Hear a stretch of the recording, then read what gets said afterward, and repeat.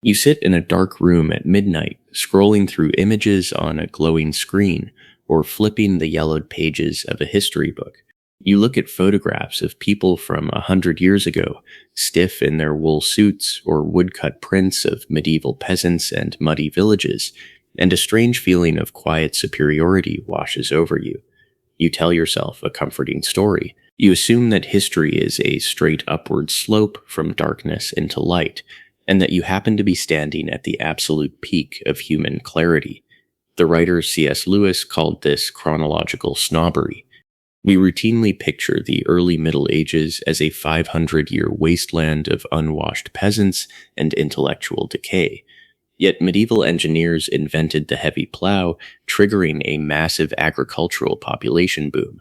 They built mechanical water mills that automated human labor on an unprecedented scale, and engineered Gothic cathedrals that pushed structural mechanics far beyond anything the Romans ever achieved. We even apply this arrogance to recent history. Parents all over the world comfort struggling students by telling them that Albert Einstein failed high school math. By the age of 14, Einstein had actually mastered differential and integral calculus on his own. The failing grade myth stems entirely from a year in Switzerland, where the school administration simply inverted their grading scale, turning his top mark of a 1 into a 6. If we admit that medieval scholars were highly sophisticated thinkers, or that scientific genius requires rigorous daily effort, we are forced to look in the mirror. We need the past to be stupid, and we need past geniuses to be lazy, so that we can feel smart without actually putting in the work. Imagine walking into a high-end clothing boutique. A salesperson approaches, showers you with artificial warmth, and convinces you to buy a wildly expensive jacket because it perfectly matches your refined taste. You buy the jacket not because you actually need it, but because you are buying the flattering image the salesperson sold you. Historical misconceptions operate exactly like that salesperson. Take Christopher Columbus. Every educated person in Europe in 1492 knew with mathematical certainty that the Earth was a sphere. The Spanish scholars arguing with Columbus at Salamanca were debating the size of the Earth, not its shape. And the Spanish scholars were entirely correct. Columbus had completely cooked his math. If the Americas had not been blocking his path, Columbus and his crew would have starved in the open ocean. The dramatic story of a bold navigator proving the flat earthers wrong was fabricated out of thin air by the American author Washington Irving in 1828. He wanted to sell books by creating a modern hero of reason, battling ancient religious dogma. We see this pattern everywhere. We picture Viking invaders wearing terrifying horned helmets into battle, a design flaw that would practically guarantee a snapped neck in hand-to-hand combat. Those horns were actually invented in 1876 by a German costume designer to make characters in a Richard Wagner opera look more primal and wild. We picture Napoleon Bonaparte as a diminutive dictator overcompensating for his height. At 5 feet 6 inches, he was roughly the same height as his arch-nemesis, the Duke of Wellington. The myth was born from a failure to convert longer French inches into English measurements, a clerical error that British caricaturists aggressively weaponized in wartime propaganda cartoons. We rarely check the historical stitching. We eagerly purchase these fabricated accessories because they validate our preferred worldview. They reassure us of our own technological and moral supremacy over the backward fools who came before us.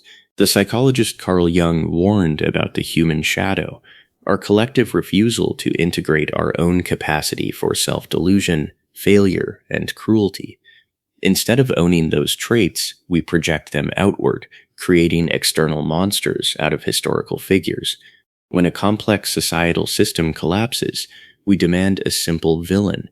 Marie Antoinette never said, "Let them eat cake." That quote was published by a philosopher when the queen was a 10-year-old child living in Austria. But when global climate fluctuations from volcanic eruptions destroyed French crop yields, a starving public didn't want a systemic explanation about atmospheric cooling and structural tax loopholes. They wanted a foreign-born queen with expensive dresses to blame. We invent horrors to distance ourselves from the past. The Iron Maiden is entirely absent from the medieval historical record. It was cobbled together from scrap metal and wooden cabinets in 1793 by a German philosopher to create a sensational museum exhibit, profiting directly off our desire to view the Middle Ages as uniquely barbaric. We imagine the Roman Colosseum as a blood-soaked slaughterhouse where every fight ended in execution. In reality, gladiatorial combat was a massively expensive, highly regulated professional sport. Fighters were valuable financial assets, fed specialized diets, and given expert medical care. Historical records show that fewer than 15% of matches ended in death. We insist on turning Roman sports into a non-stop murder show and medieval justice into torture chambers because it is psychologically comforting. It is much easier to invent bloodthirsty monsters than to admit that complex systems fail and that we share the exact same violent capacities as our ancestors. When we look at the Salem witch trials, we picture angry mobs and roaring flames in the town square. Not a single person was burned at the stake in Salem. The 19 victims were executed by hanging. The true horror of Salem lies in its chillingly mundane legal bureaucracy, where neighbors turned against neighbors using formal written testimonies and standard court procedures. We use the term Luddite today to insult someone who is ignorant and afraid of new technology, but the original Luddites were highly skilled textile artisans who operated complex machinery every single day. They were not protesting the invention of automated looms. They were protesting factory owners using those machines to slash wages by 70% and force young children into dangerous 14-hour shifts. By flattening these labor activists into anti-technology cavemen, modern commentary performs a brilliant piece of corporate propaganda. It shifts the debate away from how technology is used to exploit human labor and morally accuses anyone questioning technological disruption of being backwards. This same erasure happens with our civil rights heroes.